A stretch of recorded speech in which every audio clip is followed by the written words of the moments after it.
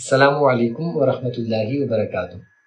In our last Tajweed learning video, we practiced the pronunciation of Alif.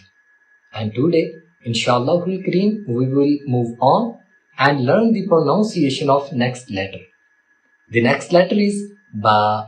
First of all, remember, we should not pronounce it as Be because it is in Urdu accent and in Arabic it is simply Ba. Also, don't stretch it too much like Ba, but a little bit like Ba. So the rule is neither drag it unnecessarily nor cut it too short. And now we move towards the articulation point, the Makharij of Ba.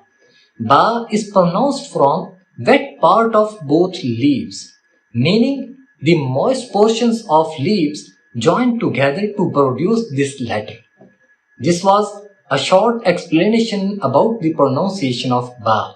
Inshallah Kareem, in the upcoming lessons, we will continue learning the pronunciation of more letters. Jazakallahu khairan.